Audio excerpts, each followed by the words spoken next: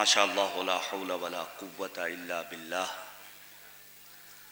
العلی العظیم حسبنا اللہ ونعم الوکیل نعم المولا ونعم النصیر اعوذ باللہ من الشیطان اللعین الرجیم بسم اللہ الرحمن الرحیم رب اشرح لی صدری ویسر لی امری واحلل عقدۃ من لسانی یفقہوا قولی الحمد للہ رب العالمین والعاقبۃ للمتقین والجنۃ للمؤمنین والموحدین والنار للملحدین والمنافقین والکافرین والعاصین وصلی اللہ علی سیدنا محمد وآلہ الاطیبین الانجبین الاطہرین الاکرمین المعصومین المظلومین المنتخبین المنتجبین الذین اذهب اللہ عنہم الرجس وطہرہم تطہیرا اللہم صلی علی محمد وآل محمد واللعنۃ الدائمۃ الباقیۃ علی اعدائہم اجمعین من الآن الی قیام یوم الدین آمین یا رب العالمین اما بعد فقد قال رسول اللہ صلی اللہ علیہ وآلہ وسلم ان اللہ یرضى لرضا فاطمہ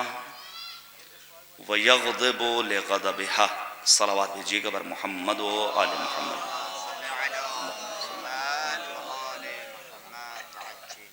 عزیزان گرامی، عزائے بی بی دو عالم شہزادی کونین صدیقہ طاہرہ شجنۃ المصطفیٰ ام ابیہا ام الائمہ کفو سید الاولیاء مدافع ولایت عظمیٰ حضرت فاطمۃ الزہرا سلام اللہ علیہا کی مناسبت سے یہ پروگرام میں گزارش کروں گا بالخصوص اپنے جوان طبقے سے کہ اگر میری آواز ان تک پہنچ رہی ہے تو فرش اعضا تک آ جائیں تاکہ آج کی اس مجلس سے کچھ روحانی غذا حاصل کی جا سکے اور ہم اور آپ مل کر کے ایک ایسے سماج کی تشکیل میں اپنا کردار ادا کر سکیں جو یوسف زہرا سرکار حجت کے ظہور میں تعجیل کا سبب قرار پائے انشاءاللہ تعالی۔ جلدی جلدی چند ایک باتیں۔ بڑی باعظمت خاتون ہیں شہزادی کونین، اور بی بی دو عالم کی ہستی اس اعتبار سے بھی ہمارے لیے اہمیت رکھتی ہے کہ وقت کے امام نے یہ آواز دی تھی وَلِيَ فِي ابْنَةِ رسول اللہ اُسْوَةٌ حَسَنَةٌ، میرے لیے بنت پیغمبر بہترین نمونہ عمل ہے۔ یہ غلط فہمی ہے کہ شہزادی کونین کی زندگی صرف خواتین کے لیے نمونہ عمل نہیں۔ جس طرح بی بی دو عالم کی زندگی خواتین کے لیے نمونہ عمل، ہم مردوں کے لیے بھی آپ کی ذات گرامی آئیڈیل مشعل راہ اور نمونہ عمل ہے۔ متاع حق و صداقت ہیں فاطمہ زہرا، خدا کے دین کی عزت ہیں فاطمہ زہرا، امیر ملک طہارت ہیں فاطمہ زہرا، رئیس محفل عطرت ہیں فاطمہ زہرا، طہارتوں میں پلی آیتوں میں کھیلی ہیں، علی ہیں 12 مگر فاطمہ اکیلی ہیں۔ بڑی باعظمت خاتون، شہزادی کونین کی زندگی کا لہجہ لہجہ اللہم صلی علی محمد و آل محمد، بی بی دو عالم کی زندگی کا لہجہ لہجہ ہمارے لیے مشعل راہ نمونہ عمل۔ اب توجہ کیجئے گا، ایک دو باتیں میں عرض کروں، مثلا قرآنی سیرت شہزادی کونین کی، اور پھر ہمیں جائزہ لینا ہوگا کہ ہم قرآن کریم سے کس حد تک وابستہ ہیں۔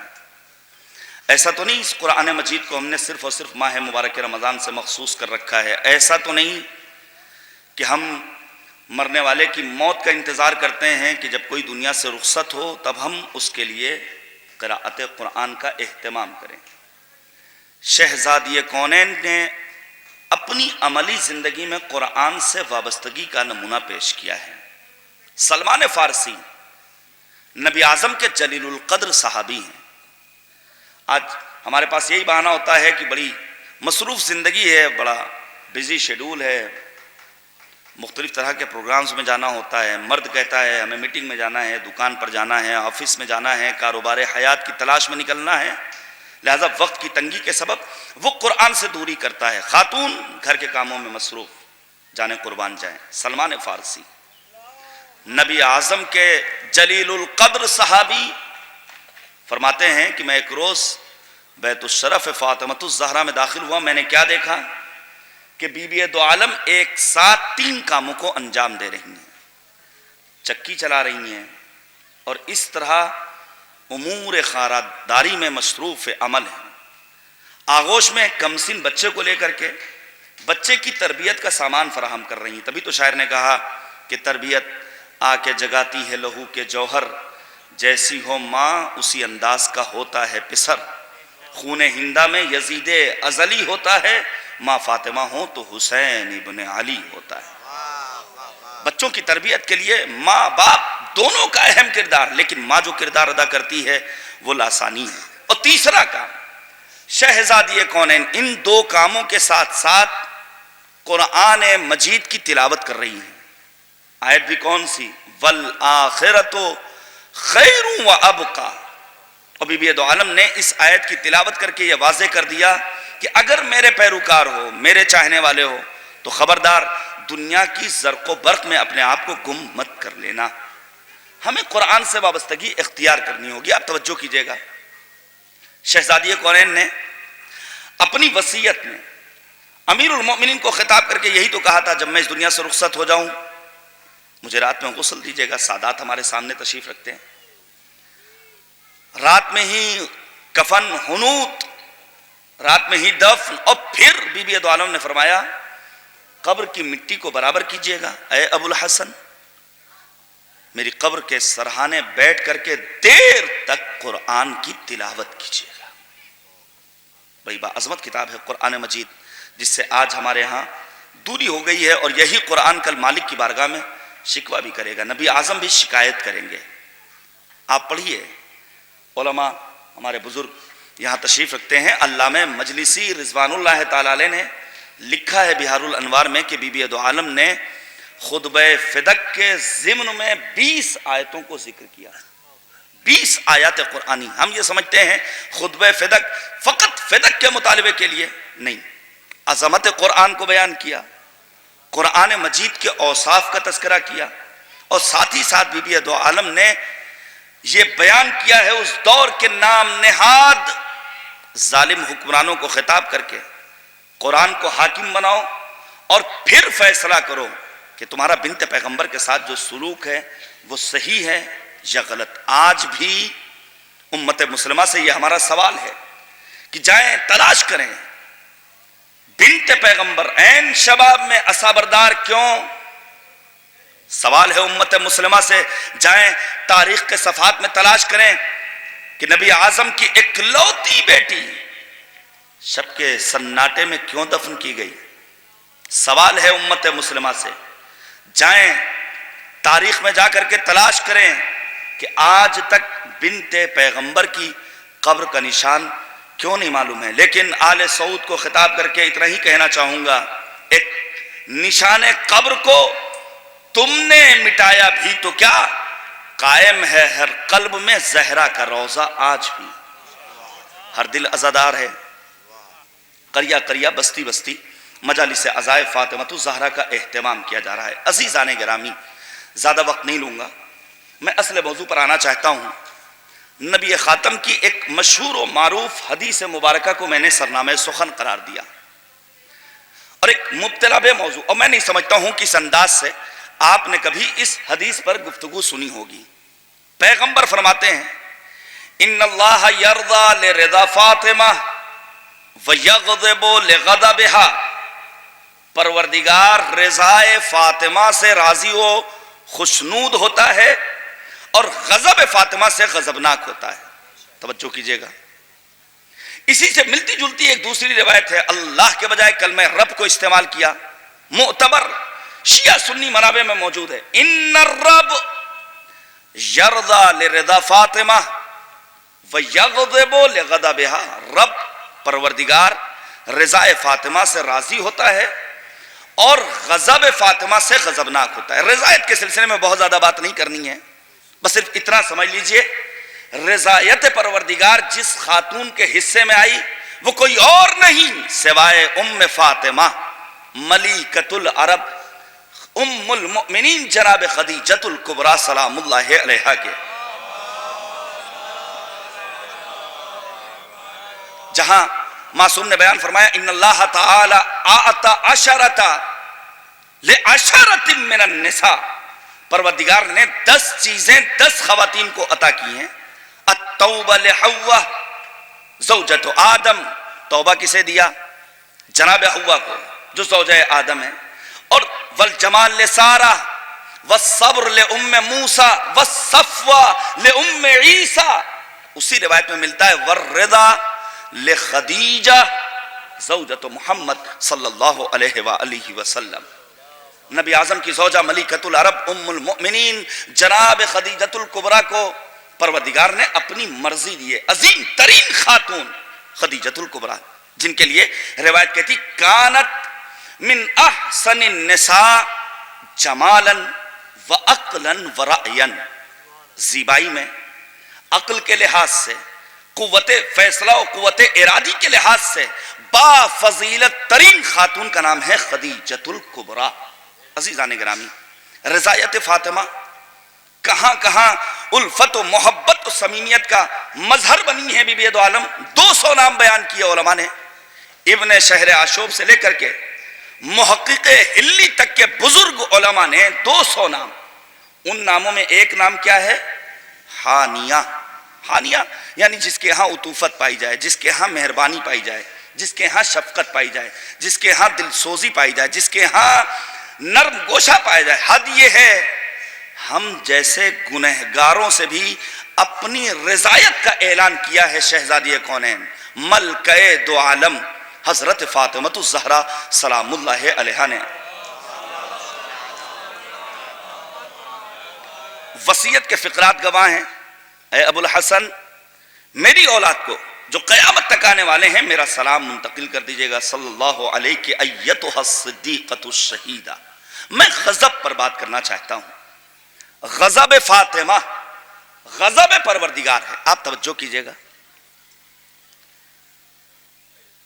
اس حدیث پیغمبر کو دیکھ کر بعض وہابی فکر رکھنے والوں نے ایک اعتراض کیا کہ بھلا خالق کسی مخلوق کے غصے سے غصہ کیوں کر ہو سکتا ہے؟ پروردگار ہے خالق، بی بی دو عالم ہے مخلوق.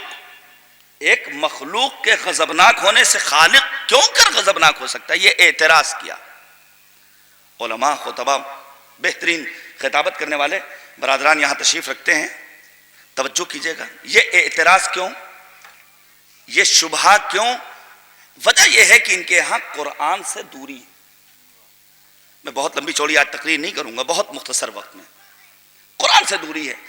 قرآن مجید میں متعدد آیات ہیں جہاں عمل پیغمبر کے لیے ہے لیکن خدا نے اپنی جانب نسبت دی ہے. مثلا من یطع الرسول فقد اطاعنی، جس نے رسول کی اطاعت کی گویا اس نے میری اطاعت کی. میں ایک جملہ کہنا چاہتا ہوں عالم اسلام کو خطاب کر کے، جس طرح اطاعت پیغمبر اطاعت خداوندی ہے، اسی طرح رضایت فاطمہ رضایت پروردگار ہے. غضب فاطمہ غضب پروردگار ہے. اور آیہ کریمہ موجود ہے. مثلا آنے والے آتے تھے بزم پیغمبر میں اور آنے کے بعد اپنے گناہوں کی مغفرت طلب کرتے تھے، معافی مانگ رہے ہیں پیغمبر کے حضور. قرآن کہہ رہا ہے لَوَجَدُ اللَّهَ تَوَّابًا رَحِيمًا. تم معافی پیغمبر کے سامنے مانگ رہے ہو لیکن تم اللہ کو معاف کرنے والا، توبہ قبول کرنے والا پاؤ گے. اور بھی بہت ساری آیات ہیں. عزیزان گرامی، مسئلہ غصے کا ہے. غصے کی 2 قسمیں ہیں. آج گھر گھرانے کا شیرازہ منتشر ہو رہا ہے، آپس میں بھائی دوسرے بھائی سے لڑ رہا ہے، ایک بسہ کھیت کے لیے نہیں، ایک نالی کے لیے. میاں بیوی آپس میں اختلاف و انتشار کا شکار ہو رہے ہیں. دنیا میں سروے کیا گیا، 34% بچے جو بیراہ روی کا شکار ہیں وہ اپنے ماں باپ کے غلط غصے کے نتیجے میں بیراہ روی کا شکار ہو رہے ہیں. 34% بچے. اور پھر ماں باپ کا یہ رونا ہمارا بچہ ہمارا کہنا نہیں مانتا ہے. مثلا شراب پینے لگا ہے، ایسی خبریں بھی ہیں سماج میں. عزیزان گرامی، طاغوتی نظام، انسانیت کی دشمن طاقتیں ہر آن محو عمل ہیں. ہمیں چوکنا رہنا ہوگا. غصے کی دو قسمیں ہیں. غصہ کبھی منفی ہوتا ہے، غصہ کبھی مثبت ہوتا ہے. وہ غصہ جو عام طور سے ہم اپنے سماج میں دیکھتے ہیں، دو بھائیوں کے درمیان، دو دوستوں کے درمیان، میاں بیوی کے درمیان جو احساسات اور جذبات کے سبب غصہ کیا جائے وہ غصہ منفی ہے. اور اسی منفی غصے کے لیے معصوم نے فرمایا الغضب من النار، غصہ آگ ہے. الغضب یفسد الایمان، غصہ ایمان کو برباد کر دیتا ہے.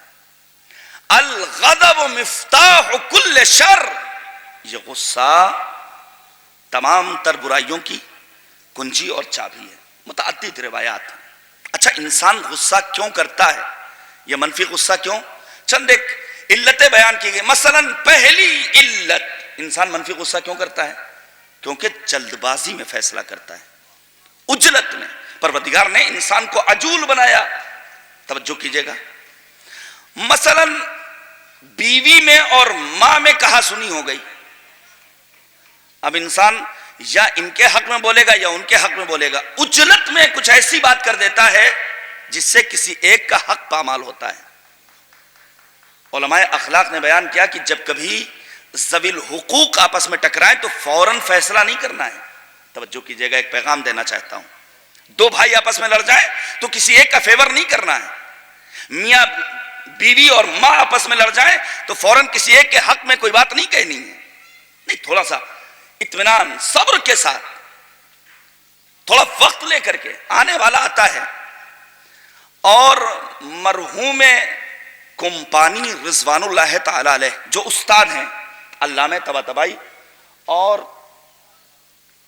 آیت اللہ العظمیٰ شیخ محمد تقی بہجت کے، شیخ غروی اصفہانی معروف مرحوم کمپانی، آنے کے بعد کہتا ہے آغا رزق روزی کے تمام راستے بند ہو گئے، کیا کروں؟ پہلا سوال یہ بتاؤ، تم نے حقوق اللہ کے بعد حقوق الناس ادا کیے؟ جی. ماں باپ کا خیال رکھا؟ وہ قسم کھاتا ہے.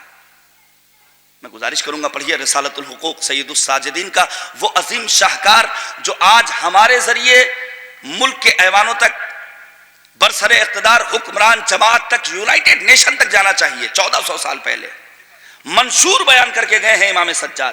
اللہ کا حق، نفس کا حق، اعضاء و جوارح کے حقوق، ماں باپ کے حقوق، زن و شوہر کے حقوق، اولاد کے حقوق، پڑوسیوں کے حقوق. اس کو پڑھنا بھی چاہیے اور پیش بھی کرنا چاہیے. کہانی ذرا غور کرو، ایسا تو نہیں کہ کوئی ماں باپ کے شان میں کوئی جسارت کی ہو. اس نے بہت اپنے ذہن پر زور ڈالا تو اس نتیجے پر پہنچا کہ ایک دن میری ماں اور میری زوجہ میں تو میں ہو گئی تھی، جو عام طور سے گھروں میں ہوتا ہے. ماں چاہتی ہے کہ ہماری بہو کا طرز حیات وہی ہو جو آج سے 40 سال پہلے میرا تھا.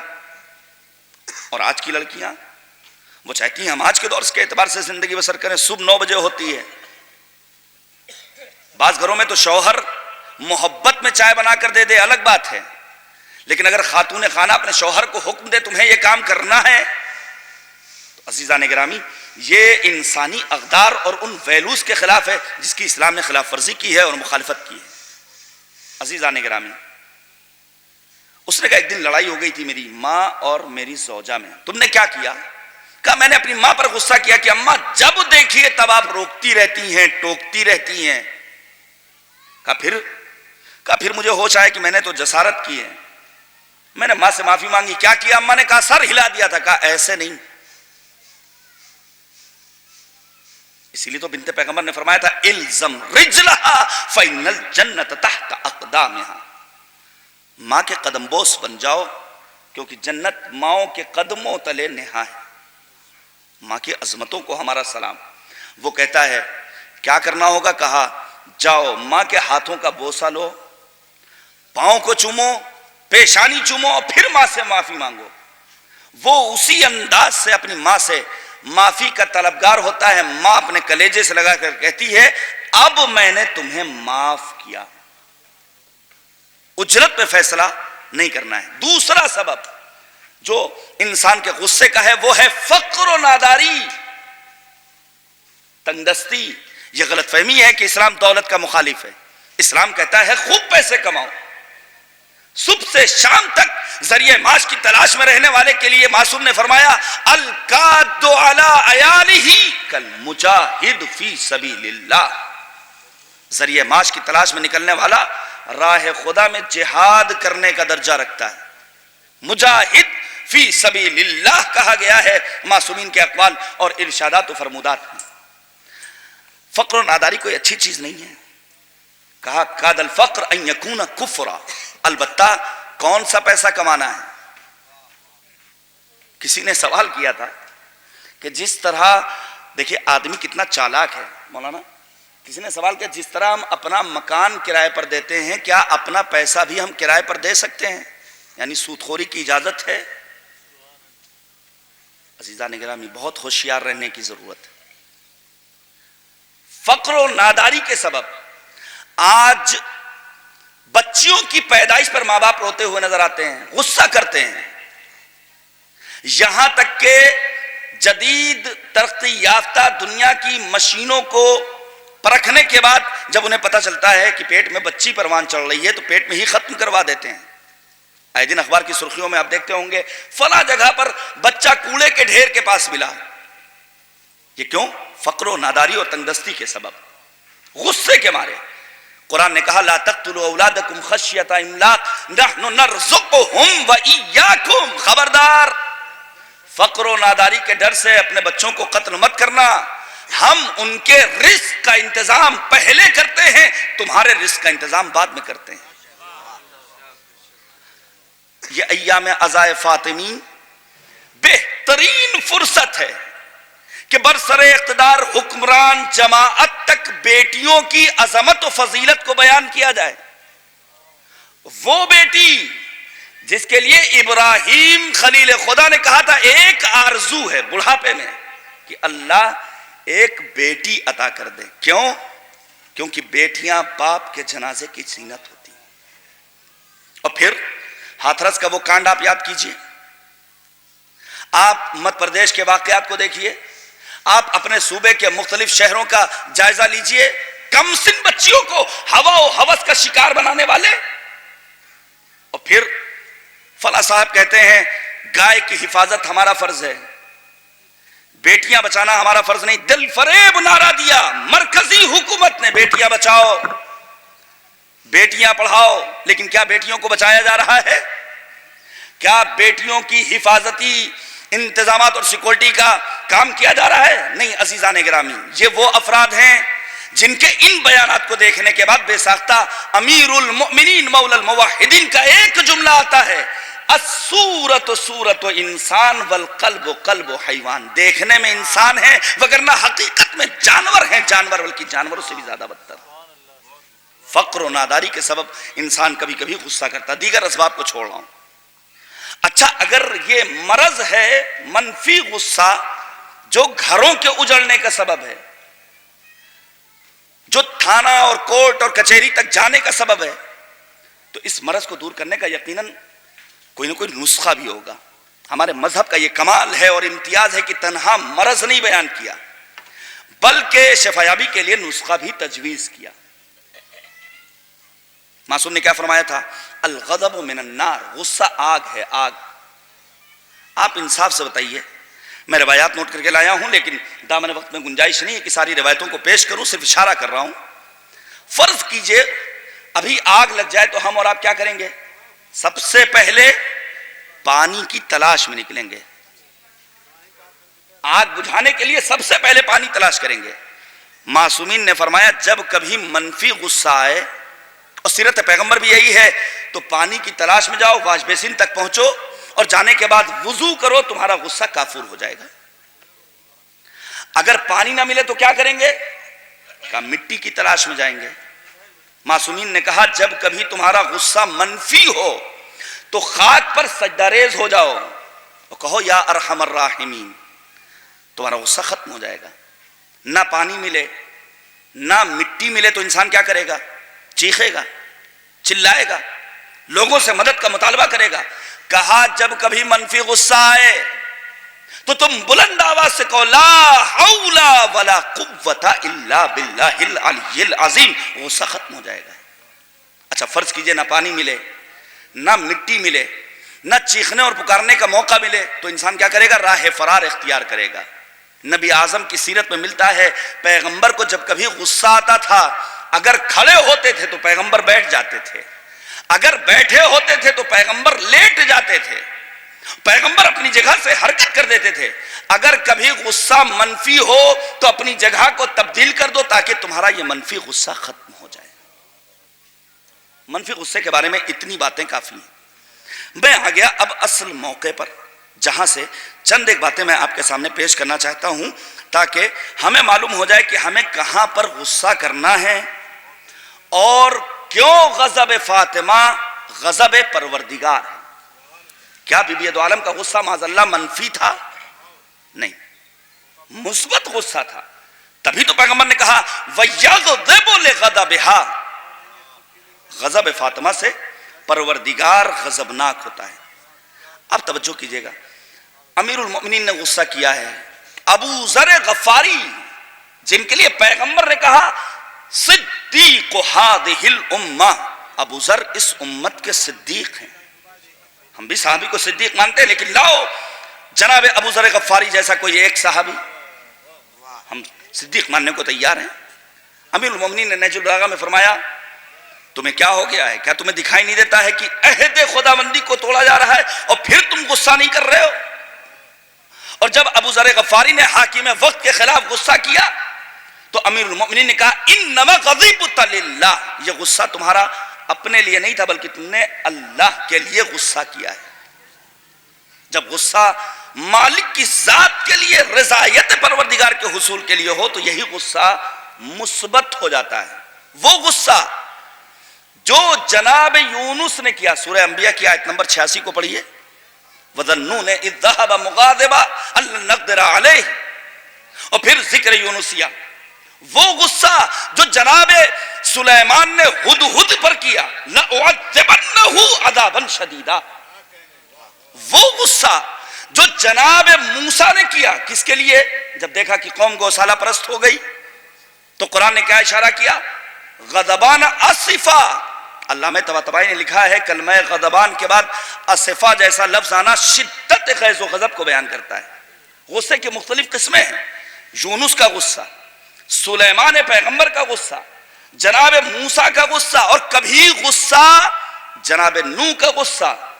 سورہ نوح میں جا کر کے پڑھیے جہاں پروردگار جناب نوح کے بارے میں بیان کرتا ہے کہ جناب نوح نے مالک کی بارگاہ میں نفرین بھی کی ہے، بددعا بھی کی ہے.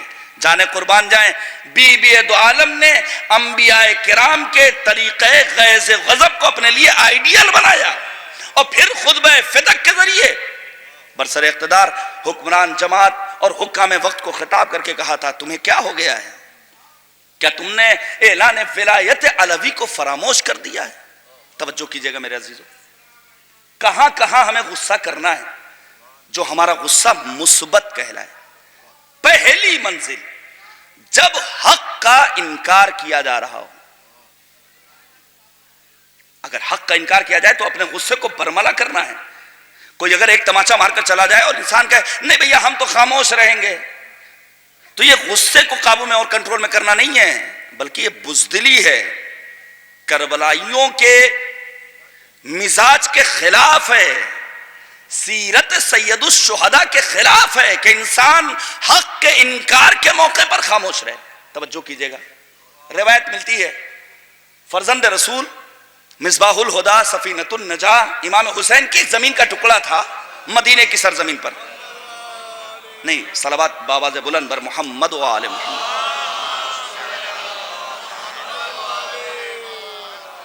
اچھا مجھے نہیں معلوم یہ ہمارے برادران مجلس میں آئے ہیں یا کہیں اور آئے ہیں، مجھے اس کا علم نہیں ہے، انشاءاللہ کہ انتظامیہ اس جانب متوجہ ہوگی. یہ کھانے کے وقت کرسی پہ سب سے پہلے نظر آئیں گے. ابھی سے کرسی انہوں نے اپنی محفوظ رکھی. ایک اور صلوات بھیجیے گا بر محمد و آل محمد، اللہم صلی علی محمد و آل محمد. اس لیے میں کہتا ہوں کہ جب تک مجالس عزا میں کھانے کا سلسلہ نہیں رکے گا، مجالس کا معیار بلند نہیں ہوگا. آپ یقین کیجئے تھوڑا سا اس پر کنٹرول کی ضرورت ہے. ہاں دور سے آنے والوں کے لیے ٹھیک ہے، مثلا میں لکھنؤ سے آیا ہوں، لیکن جو قریب سے آئے ہیں ان کے لیے کھانے کا سلسلہ تھوڑا سا اس کو یا پھر مثلا مسور کی دال یا ماش کی دال یا اس قسم کے کھانے کا انتظام کیا جائے. یقین جانیے سب خود بخود سدھر جائیں گے. کیوں؟ قومیں بنتی بھی ممبروں سے ہیں، بگڑتی بھی ممبروں سے ہیں، اور بگڑی قوم کے بننے کا واحد پلیٹ فارم یہی ممبر ہے. یہ ڈاکٹر قلب صادق صاحب کہہ کر گئے تھے، اس لیے میں نے ان کا پیغام آپ تک منتقل کر دیا. امام حسین زمین کا ایک ٹکڑا ہے مدینے کی سرزمین پر. روایت کہتی ہے کہ حاکم مدینہ ولید نے اس زمین پر قبضہ کر لیا. امام حسین نے قاصد بھیجا کہ جاؤ اور جا کر کے کہہ دو حسین کی زمین کو واپس کرو. روایت کہتی ہے کہ اس نے انسنا کر دیا، یہاں تک کہ خود سرکار سید الشہداء دربار میں جاتے ہیں اور اس کو گدی سے پکڑتے ہیں. مروان کہتا ہے جیسا غصہ میں نے آج حسین کا دیکھا ایسا غصہ دنیا میں نے نہیں دیکھا تھا. حق کا انکار کیا جا رہا تھا. اور پھر ولید نے زمین واپس کی. امیر المومنین سرزمین کوفہ پر میدان رہبہ میں ایک بڑے مجمع سے خطاب کرتے ہیں اور کہتے ہیں تم میں سے کس کو غدیر یاد ہے، نبی اعظم کا فرمان یاد ہے؟ سب خاموش. چند ایک حق کا اقرار کرنے والے افراد نے اپنا ہاتھ بلند کیا. سامنے انس ابن مالک بیٹھا ہوا ہے، خاموش بیٹھا ہے. مولا کائنات نے انس کو مخاطب کیا، انس کیا تم غدیر بھول گئے؟ انس ابن مالک کا نام بھی اصحاب میں آتا ہے. انس کہتا ہے مجھے کچھ یاد نہیں آ رہا ہے. روایت کہتی ہے مولا نے غصے کے عالم میں کہا کہ اگر فراموش کر چکے ہو تو کوئی بات نہیں، لیکن اگر یاد ہے اور حق کو چھپا رہے ہو تو تمہیں فلاں مرض ہوگا. آخری وقت میں وہ اپنی زندگی کے اس مرض میں مبتلا ہوا اور اس کو کہنا پڑا علی مرتضیٰ کی پیشین گوئی کام آئی، میں نے حق کو چھپایا تھا لہذا اس مرض میں مبتلا ہوا. کہاں کہاں ہمیں غصہ کرنا ہے؟ جہاں حق کا انکار کیا جا رہا ہے. آپ پڑھیے الہدایت الکبریٰ نامی کتاب، 1100 سال پرانی کتاب ہے. ہمارے برادران یہاں علماء اور طلاب اور افاضل بھی تشریف فرمائے. الہدایت الکبریٰ 1100 سال پرانی کتاب. لکھا ہے اس میں کہ بعد مظلومیت فاطمۃ الزہرا کو درک کیجئے اور امیر المؤمنین کس طرح غضبناک ہوئے اندازہ لگائیے. روایت کہتی ہے کہ بعد شہادت مظلوم دو عالم شہزادی کونین حاکم وقت نے خواتین سے کہا جاؤ بقی میں قبروں کو کھودو، بنت پیغمبر کے جنازے کو نکالو. ہم نے بنت پیغمبر کے جنازے پر نماز نہیں ادا کی ہے. خواتین بقی میں پہنچی ہیں.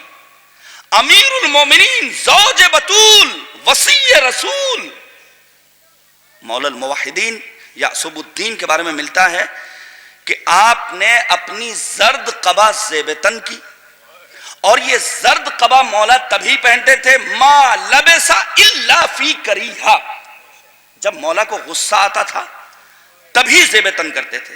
احمرت عینا، مولا کی دونوں آنکھوں میں سرخی. اور مولا نے بقی پہنچنے کے بعد کہا خبردار اگر کسی نے میری موجودگی میں بنت پیغمبر کی قبر کی بے حرمتی کرنے کی کوشش کی. خواتین واپس چلی گئی.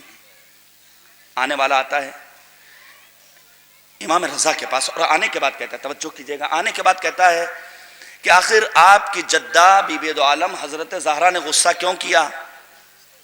روایت کہتی ہے کہ امام رضا نے سکوت کیا ہے اور فقط تسبیحات پر اربع پڑھتے رہے، سبحان اللہ والحمدللہ ولا الہ الا اللہ واللہ اکبر. لیکن فَأَلَحَ السَّائِلِ، سائل کا اصرار بڑھا. اس موقع پر مولا نے عجیب و غریب جملہ فرمایا ہے. آج کے مسلمانوں سے خطاب ہے میرا، سنیں. ماتت وَهِيَ عَلَيْهِمَا سَاخِطَةٌ، روایت کہتی ہے امام رضا نے فرمایا بی بی دو عالم اس دنیا سے رخصت ہو گئی اور ان دونوں کے اوپر غضبناک حالت میں رخصت ہوئی. اب میں ایک جملہ کہنا چاہتا ہوں. پیغمبر نے کہا وَيَغْضِبُ لِغَضَبِهَا، فاطمہ کے غصے سے خدا غضبناک ہوتا ہے. فاطمہ غصے کے عالم میں اس دنیا سے چلی گئی تو اب جو فاطمہ جس سے غصہ کرے خدا اس سے غضبناک، اور اگر خدا کا غصہ کسی کے شامل حال ہو جائے تو اس کا ٹھکانہ جہنم کے سوا کچھ اور نہیں. پہلی جگہ جہاں ہمیں غصہ کرنا ہے وہ کون سی جگہ ہے؟ جہاں حق کا انکار کیا جا رہا. دوسری جگہ جہاں ہمیں اپنے غصے کا اظہار کرنا ہے وہ جگہ ہے کہ جہاں بدعتیں سر چڑھ کر بول رہی ہیں، خرافات، توہمات، بیجا رسومات. آج ہمارے یہاں دینی ماحول نہیں ہے. معذرت کے ساتھ بانی تنظیم نے کہا تھا دینی ماحول اپناؤ نہ کہ ماحولی دین. ہم ماحولی دین میں زندگی بسر کر رہے ہیں. ہمارے یہاں اچھا ایک صلوات بھیجیے گا بر محمد و آل محمد. دیکھیں جب تک اذان ہو رہی ہے ایک مرتبہ سورہ حمد اور 3 مرتبہ سورہ اخلاص پڑھ کر تمام گزشتہ علماء کو اصال کر دیں. اللہم صلی اللہ علیہ محمد.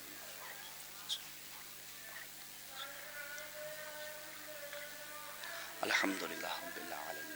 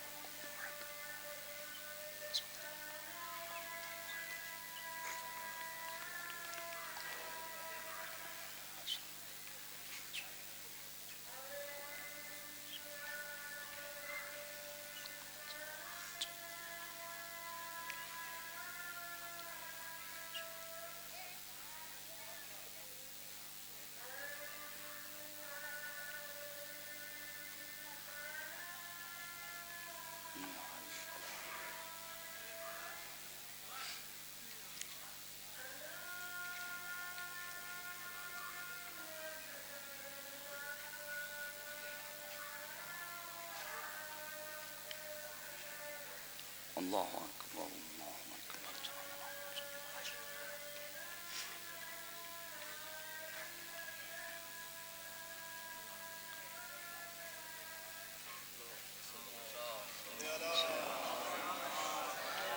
ایک اس سے بہتر صلوات بھیجیے بر محمد و آل اللہ صلی علی محمد و آل محمد وعجل. تو غصہ کہاں کرنا ہے جو مثبت کہلائے گا؟ جہاں بی بی دو عالم نے غصہ کیا، جہاں حق کا انکار کیا جا رہا ہو. دوسری جگہ جہاں بدعتیں سر چڑھ کر بولیں. ہم اور آپ سمجھتے ہیں صرف تراویح بدعت ہے، نہ جانے کتنی بدعتیں خود ہمارے سماج میں. بدعت یعنی نئے نئے ایجادات. دیکھیے فاتحہ ایک سنت حسنہ ہے. میرے والد کا انتقال ہوا، اب جب چاہیں کھانے پر ہم فاتحہ کریں، لیکن اب اگر کسی مرد مومن کے ذہن میں، کسی خاتون کے ذہن میں یہ وسوسہ آ جائے کہ جب تک اگربتی روشن نہیں ہوگی فاتحہ مکمل نہیں ہوگا، یہ ہے بدعت. اور ایسے موقع پر علماء کی ذمہ داری ہے کہ مصلحتوں کو درکنار رکھتے ہوئے اپنے لب سکوت کو کھولیں، مہر سکوت توڑیں اور آئیں بولیں، بتائیں. کیوں؟ کیونکہ پیغمبر نے کہا اذا ظہرت البدع فی امتی فلیظہر العالم علما ومن لم یفعل ذلک فعلیہ لعنت اللہ. جب بدعتیں سر چڑھ کر بولنے لگیں تو علماء کی ذمہ داری ہے کہ آئیں لوگوں کو اپنے علم سے روشناس کرائیں، اور اگر کوئی عالم ایسا نہ کرے تو فعلیہ لعنت اللہ، اس کے اوپر اللہ کی لعنت ہو. لیکن مولوی ڈرتا ہے، جبکہ علماء کی صفت یہ ہے کہ علماء کبھی بھی بزدل نہیں ہوتے ہیں. لیکن مولوی کو ڈر ہے لفافے میں کمی ہو جائے گی، آئندہ وعدہ نہیں ملے گا، طرح طرح کے بہت سارے بہانے. یہ باتیں آپ سنتے رہتے ہیں. عزیزان گرامی، شہزادی کونین نے غصہ کیا. کیوں؟ کیونکہ سنت کے مقابلے میں بدعت قائم کی جا رہی تھی. جملہ آپ کے سپرد کر رہا ہوں، سنت پیغمبر میں غدیر ہے، سقیفہ کا وجود نہیں ہے. شہزادی کونین نے سقیفہ جیسی بدعت کا ڈٹ کر مقابلہ کیا ہے، غصہ کیا ہے، جس کے سبب پیغمبر نے کہا وَيَغْضِبُ لِغَضَبِهَا، فاطمہ کے غصے سے خدا غضبناک ہوتا ہے۔ میں آگے بڑھ رہا ہوں باتوں کو چھوڑتے ہوئے۔ تیسری جگہ جہاں ہمیں اور آپ کو غصہ کرنا ہے اور ہمارا غصہ مثبت ہوگا، جب کسی مقدس ہستی کی توہین کی جائے۔ یہاں پر تھوڑی دیر میں وقت لینا چاہوں گا آپ کا اور ایک پیغام دینا چاہتا ہوں۔ بی بی دو عالم نے کیوں غصہ کیا تھا؟ امیر المؤمنین، وصی رسول، جانشین پیغمبر کی توہین کی گئی تھی۔ بزم پیغمبر میں کسی نے امیر المؤمنین کی شان میں جسارت کی، نبی اعظم نے غصہ کیا ہے۔ نبی اعظم نے فرمایا ما بال قوم، کیا ہو گیا ان لوگوں کو، ینقصون علیا، جو علی کی شان میں کوتاہی کرتے ہیں۔ اور پھر پیغمبر فرماتے ہیں من ینقص علیا فقد ینقصنی، جس نے علی کی شان میں جسارت کی گویا اس نے میری توہین کی۔ ومن فارق علیا فقد فارقنی، اور جس نے علی سے اپنا راستہ جدا کیا گویا وہ مجھ سے دور ہوا۔ یعنی رسالت تک پہنچنے کے لیے ولایت کا سہارا لینا ضروری ہے۔ اللہم صلی علی محمد وآل محمد وعجل فرجهم۔ عزیزان گرامی، آپ توجہ کیجئے گا، اب یہ توہین کبھی خداوند سبحان کی ہو سکتی ہے، یہ توہین ممکن ہے نبی کی شان میں ہو، ممکن ہے اہل بیت پیغمبر کی شان میں ہو، ممکن ہے علماء اور مراجع کی شان میں ہو، ممکن ہے عام مؤمنین کی شان میں ہو۔ آپ توجہ کیجئے، نبی اعظم کی شان میں سلمان رشدی نے توہین کی، وقت کے عظیم رہبر، معمار انقلاب، جلیل القدر، مرجع تقلید، حضرت آیت اللہ العظمیٰ روح اللہ موسوی خمینی نے بر وقت قتل سلمان رشدی کا فتویٰ صادر کیا۔ کیوں؟ کیونکہ توہین کی جا رہی تھی۔ جناب ابو ذر اور جناب سلمان کی شان میں جب لوگوں نے جسارت کی ہے، توہین کی ہے، تو اس موقع پر امام صادق نے یہ کون سلمان؟ وہ سلمان جس کے لیے آسمان سے جبرائیل امین مالک کی جانب سے تحفہ سلام لے کر آتے تھے۔ اور پھر امام صادق نے کہا جعلہ اللہ علویا قرشیا، سلمان معمولی صحابی نہیں، علوی بھی ہیں، قرشی بھی ہیں، منا اہل البیت کا سرٹیفکیٹ دیا ہے نبی اعظم نے۔ عزیزان گرامی، توہین کسی کی بھی ہو سکتی ہے، بسا اوقات مومن کی توہین ہوتی ہے، اور بہترین پلیٹ فارم سوشل میڈیا۔ ایک خطیب، ایک عالم، ایک عام انسان، ایک غیر مسلم جو آپ کے مزاج کا نہیں ہے، بات سمجھ میں نہیں آئی، گالی گلوچ کا سلسلہ، وقت نہیں وگرنہ میں اشارہ کرتا، بی بی دو عالم کے ناموں میں ایک عفیفہ بھی ہے۔ ہمیں صرف جنسی عفت نہیں حاصل کرنی، بلکہ پیٹ کی عفت، مال کی عفت اور گفتار کی عفت۔ یہ جو آج گالیاں بچ رہے ہیں، بک رہے ہیں قوم کے جوان، اور پھر جنت میں جانے کے متقاضی ہیں، پڑھیے قرآن کریم، جنت کی صفت کیا ہے؟ لا يسمعون فیہا لغوا ولا تأثیما، جنت میں فحش باتیں نہیں سنائی دیں گی۔ پیغمبر نے فرمایا فحاش، گالی بکنے والا، ہاں آپ لعنت کیجئے، جتنا دل چاہے کہیے لعن اللہ قاتلی کہ یا فاطمۃ الزہرا، امام صادق کی دعا آپ کے شامل حال ہوگی، لیکن لعنت الگ ہے۔ گالی کی اجازت ہمارا مذہب ہرگز نہیں دیتا ہے۔ مومن کی توہین ہوتی ہے بسا اوقات، بعض افراد اس کا ساتھ دینے کے لیے تیار ہو جاتے ہیں، مثلا غیبت ہو رہی ہے، اس میں اور مرچا مسالہ لگانا، یہ آج سماج کا ایک المیہ ہے عزیزان گرامی۔ اور پھر بعض افراد تو اس حد تک جسور ہوتے ہیں جو اپنے چند سجدے پر ناز کر لیتے ہیں، پنجگانہ نماز کے لیے مسجد پہنچ جاتے ہیں، چندہ جمع کر لیتے ہیں، مولوی کی خدمت کر لیتے ہیں، پھر ان کو ہر کوئی بے دین نظر آتا ہے، اور اس حد تک وہ دیندار بن جاتے ہیں۔ توجہ کیجئے گا کہ مرنے والا جب مرتا ہے تو سنائی دیتا ہے، یہ کہتے ہیں کہ خبردار ان کے نماز جنازہ میں شریک نہیں ہونا ہے، مجلس سیوم، بڑا خراب انسان تھا، بے دین انسان تھا۔ پیغمبر نے کہا کسی کو پرکھنا ہو، نمبر دینا ہو، تو اس کے سجدوں کو مت دیکھو، لا تنظروا الی طول رکوعہم ولا الی سجودہم بل تنظروا الی صدق الحدیث و اداء الامانہ، یہ دیکھو گویائی میں صداقت ہے یا نہیں، یہ دیکھو امانت داری ہے یا نہیں ہے۔ نبی اعظم کی بز میں ایک جنازہ لایا گیا. پیغمبر نماز پڑھنا چاہتے ہیں, اصحاب نے ہلل ہنگامہ شروع کر دیا. ایک ہنگامہ آ رہا ہے. پیغمبر یہ بڑا بد زبان تھا, بڑا بد دین تھا, بڑا بدکار تھا, بد اخلاق تھا. پیغمبر خاموش. توجہ کیجیے گا, پیغمبر نے جب دیکھا کہ مجمع پر سکوت ہے, نبی نے ایک سوال کیا, کیا تمہارے درمیان کوئی ایک ایسا ہے جو اس کی کسی ایک نیکی کو بیان کر دے؟ ایک نیکی کو. دیکھیے وقت پر تعریف کرنا بھی دل اور گردے کا کام ہے. ہاں ہوتا ہے نا کبھی کبھی خطیب آتا ہے لا یعنی اور لا حاصل باتیں کر رہا ہوتا ہے, مجمع فلک شگاف نعرے لگاتا ہے. اور کبھی کبھی دین کی صحیح تصویر پیش کی جاتی ہے, مجمع بالکل ایسے جیسے کوئی پرندہ بیٹھا ہو, سکوت. مجمع.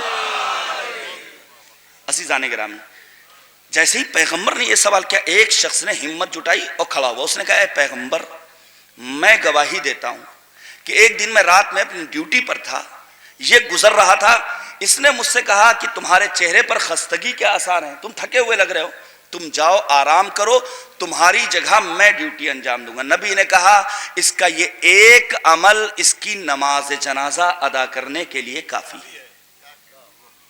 عزیزان گرامی, اسی لیے معصوم نے فرمایا جب کوئی مرد مومن اپنے مرد مومن کی آبرو کی حفاظت کرتا ہے, کبھی اللہ نے توفیق دی تو بیان کروں گا مدد کیسی درکار ہے. صرف مالی مدد نہیں کرنا ہے, آبرو بھی بچانی ہے. آج آبرو ریزی کا بازار گرم ہے, جسے دیکھیے اسے توہین کرتے ہوئے دیکھا جاتا ہے. پیغمبر نے فرمایا جب ایک مرد مومن اپنے دوسرے مومن بھائی کی آبرو کی حفاظت کرتا ہے تو یہی حفاظتی کام اس کے اور آتش جہنم کے درمیان رکاوٹ بن جاتا ہے.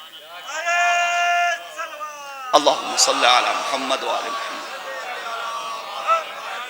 عزیزان گرامی, میں ایک پیغام اور دینا چاہتا ہوں. بسا اوقات انہی علاقوں میں آتے ہیں بعض افراد انہی لباسوں میں, امامہ سر پر, ٹوپی شیروانی پہنے ہوئے, اور پھر مراجے کی شان میں, جنہوں نے مدرسے کی چہار دیواری میں قال اللہ قال الباقر قال الصادق تو نہیں پڑھا ہے, مدرسے کی وہ پتلی دال تو نہیں کھائی ہے, اور پھر پہلے دن سے انہوں نے اپنے آپ کو نظامت و خطابت کی وادی میں ڈال دیا, پھر مراجے کے لیے انگشت نمائی. یہ فتویٰ کیسے دے دیا؟ اب تک تو کسی نے نہیں دیا تھا. عزیزان گرامی, مراجے کی شان میں اگر توہین ہو تو بولنا مکتب فاطمی سے تعلق رکھنے والوں کا اولین فریضہ ہے.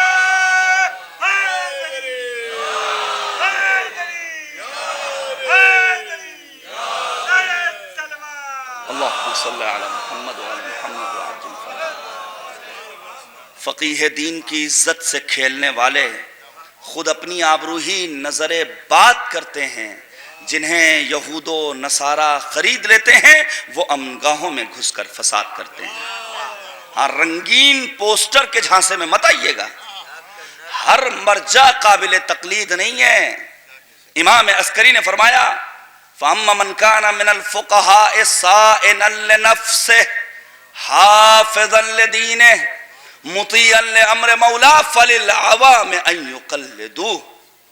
وہ مرجع تقلید, وہ مجتہد جو اپنے نفس کو دبانے والا, جو امر رب کے سامنے سر تسلیم خم کرنے والا, جو دین کی حفاظت کرنے والا, تو اب عوام کی ذمہ داری ہے کہ وہ ایسے مرجع اور مجتہد کی تقلید کریں.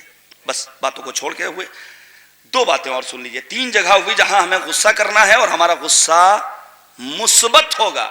جہاں حق کا انکار کیا جائے, جہاں بدعتیں سر چڑھ کر بولیں, جہاں مقدسات کی توہین ہو. شہزادی نے انہی جگہوں پر غصہ کیا, لہذا پیغمبر نے کہا وَيَغْضِبُ لِغَضَبِهَا. چوتھی جگہ جہاں اجتماعی منکرات عام ہو جائیں. منکر کبھی خود انسانی وجود میں, مثلا یزید منکر ہے, قاتل فاطمۃ الزہرا منکر ہے, وقت کا ظالم ترین منحوس ترین انسان ڈونلڈ ٹرمپ منکر ہے. کبھی انسان کے اعتقاد میں منکرات پائے جاتے ہیں, عقیدہ شرک منکر ہے. کبھی انسان کا اپنا اخلاق و کردار منکرات کی زد میں آ جاتا ہے. مثلا غیبت کرنا منکرات کی فہرست میں انسان کو لا کر کھڑا کر دیتا ہے. اجتماعی منکرات, مثال کے طور پر قوم کی جوان بچیاں بے حجاب یا بدحجابی کے ساتھ مجالس اعضاء میں شریک ہوں یا عام دنوں میں گھر سے باہر جائیں، آپ یقین جانیے جس دن امر بالمعروف اور نہی از منکر ہمارے سماج میں عملی ہو جائے گا، اس دن ہمارا سماج فاطمی ہو جائے گا۔ شہزادی کونین نے غصہ کیوں کیا تھا؟ کیونکہ اجتماعی منکرات، جسے دیکھیے وہ سقیفہ کا چکر لگا رہا ہے اور ولایت کے مقابلے میں خلافت کو تسلیم کر رہا ہے، بی بی دو عالم نے غصہ کیا، لہذا پیغمبر نے کہا وَيَغْضِبُ لِغَضَبِهَا۔ آخری جگہ یہ میں باتیں کیوں کہہ رہا ہوں؟ بسا اوقات لوگ اماری کے جلوس میں شریک ہوتے ہیں، گئے ہیں جناب زینب کا ماتم کرنے کے لیے، گئے ہیں مظلومیت امام حسین پر آنسو بہانے کے لیے، اور مجھے تو ان مردوں کی بے غیرتی پر تعجب ہوتا ہے جو اپنی جوان بچیوں کے ہمراہ اور پھر سوچتے ہیں کہ نہیں کنیز فاطمہ ہے۔ میں آپ کے سامنے پیش کروں آیت اللہ بافقی اسلامی انقلاب سے پہلے حرم معصومہ قم میں اور شاہ کی بیٹی بے حجابی میں آتی ہے معصومہ قم کی زیارت کے لیے۔ لکھا ہے علماء نے، ان کے سوانح حیات لکھنے والوں نے، کہ آیت اللہ بافقی نے اس لڑکی کو حرم سے باہر نکال دیا، سزا ملی، ملک سے اور وطن سے دور کیے گئے، جلا وطنی برداشت کی، لیکن منکرات کے سامنے سینہ سپر ہو گئے۔ آخری جگہ جہاں ہمیں غصہ کرنا ہے وہ ہے دینی اداروں میں خصوصیت کے ساتھ خورد برد اقتصادی معاملات میں۔ منذر ابن جارود، عثمان ابن حنیف، امیر المؤمنین کے وہ مکتوبات اور خطبات اور نصیحتیں آج بھی نہج البلاغہ میں موجود ہیں۔ حد یہ ہے میرے عزیزو، جہاں دینی اداروں سے مراد صرف مدارس نہیں ہیں، دینی اداروں سے مراد صرف اور صرف وہ ادارے نہیں جو کار خیر کر رہے ہیں، دینی اداروں کی فہرست میں ماتمی انجمنیں بھی ہیں، اوقاف کے امام باڑے بھی ہیں، متولی حضرات سے بھی سوال کیا جانا چاہیے۔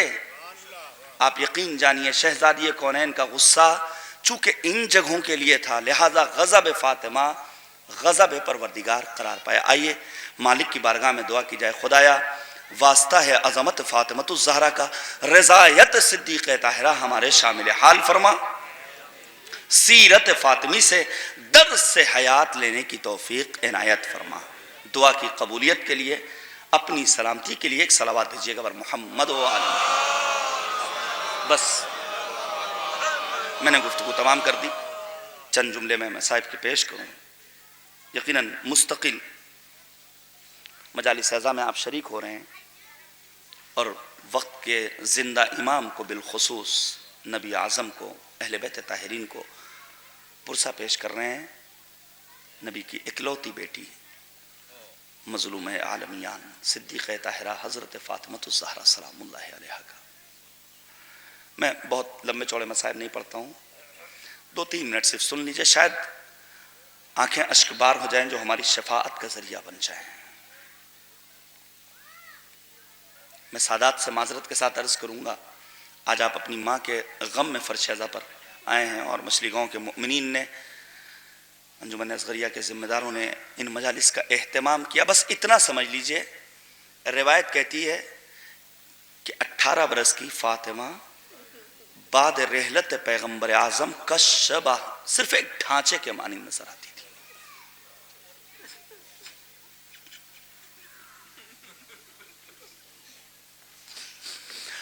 اور جب مدینے کی خواتین نے شہزادی کونین سے یہ سوال کیا تھا، اے بنت پیغمبر آپ کو کون سا مرض ہوا ہے؟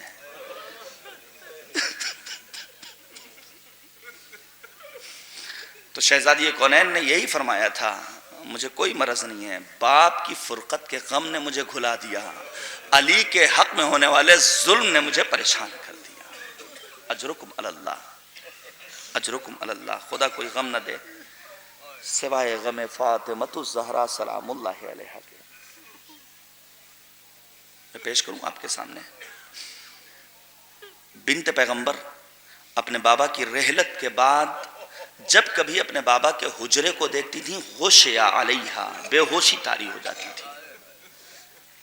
بنت پیغمبر اپنے بابا کی جدائی کے بعد جب کبھی اپنے بابا کے پیرہن کو دیکھتی تھی تو شہزادی کونین زار زار گریہ و زاری کرتی تھی. اور پھر بی بی دو عالم کی وصیت کے وہ فقرات، غسلنی وکفنی وحنطنی ودفنی باللیل. میں پوچھوں گا شہزادی سے، بی بی یہ رات میں غسل دینے کا کیا فلسفہ، کیوں وصیت، کیوں تاکید؟ عجب نہیں، شہزادی آواز نے، علی کے لیے باب خیبر کا اکھاڑ لینا بہت آسان تھا، لیکن دن کے اجالے میں اگر علی غسل دیں گے اور میری پہلو شکستہ کو میرے دیکھیں گے تو علی برداشت نہیں کر سکتے. سوچی رات کی تاریکی میں امیر المؤمنین نے غسل دیا تو چیخ مارے ہیں. اور پھر شہزادی کونین کی یہ وصیت، وبکنی وبک للیتاما، اے ابو الحسن اپنے گریے کو 2 حصوں میں تقسیم کیجئے گا، مجھ پر بھی گریہ کیجئے گا، میرے کمسن یتیم بچوں پر بھی گریہ کیجئے گا، زینب و ام کلثوم، حسن و حسین پر آنسو بہائیے گا اور ان کا خیال رکھیے. اور پھر وصیت میں تاکید ہے، اے ابو الحسن، سن سکیں گے؟ اے ابو الحسن میرے کمسن لال حسین کا خصوصی خیال رکھیے گا، جو 3 شب و روز کا بھوکا پیاسا میدان کربلا میں مارا جائے گا. میں کہوں گا شہزادی آج آپ کو اپنے لال حسین کا اتنا خیال، سن 61 ہجری میدان کربلا 70 قدم کے فاصلے سے زینب اولیاء مقام اپنے ماجائے کے سرتن میں جدائی کو دیکھنے. بس میں نے ختم کر دیا، حق مجلس ادا ہو گیا. آخری جملہ سن لیجئے، آخری جملہ، امیر المؤمنین اسد اللہ غالب کل غالب. امیر المؤمنین نے اپنے بابا جناب ابو طالب کی فرقت کے غم کو برداشت کیا. امیر المؤمنین نے ماں فاطمہ بنت اسد کے غم کو برداشت کیا. امیر کائنات نے جناب جعفر جیسے عظیم بھائی کی شہادت کے غم کو برداشت کیا. لیکن کہیں نہیں ملتا ہے کہ امیر المؤمنین نے ان کی جدائی کے بعد بے ہوشی کے عالم میں خبر سنی ہو. تنہا ایک موقع علی کی زوجہ نبی کی بیٹی ام الحسنین جب دنیا سے رخصت ہوئی، مولا مسجد میں ہیں، جب آپ کو خبر شہادت ملی تو لکھا ہے علماء نے فوقع علی الارض، مولا مسجد کی زمین پر بے ہوش ہو کر گر گئے. اور دوسری جگہ میدان کربلا زہرا کلال بعد شہادت اصحاب و عزہ عصر عاشور کے موقع پر اپنے داہر رخسار سے ریگزار گرم کربلا پر گرتا ہے. اور اس دنیا سے جب رخصت ہو گیا، ننھی بچی گریہ کرنا چاہتی ہے، کوئی تماچے لگاتا ہے، شمر کے تازیانے بڑھتے ہیں، کان سے گوشواروں کو کھینچ. وَسَيَعْلَمُ الَّذِينَ ظَلَمُوا أَيَّ مُنْقَلَبٍ يَنْقَلِبُونَ اِنَّا لِلَّهِ وَإِنَّا إِلَيْهِ رَاجِعُونَ. رضم بقضائه وتسلیما لأمره الہی لا معبود سواک. الہی بحق الزہراء وابیها وبعلها وبنیها وسر المستودع فیها بعدد ما احاط به علم خدایا ہماری اس عبادت کو قبول فرما. معبود واسطہ ہے عظمت صدیق طاہرہ بی بی دو عالم شہزادی کونین کا، منجی بشریت محور کائنات یوسف زہرا حضرت حجت کے ظہور میں تعجیل فرما. اے کریم پروردگار واسطہ ہے محمد اور آل محمد کا، ان مجالس کا اور مجالس عزائے فاطمی کا اہتمام کرنے والوں کے توفیقات خیر میں اضافہ فرما.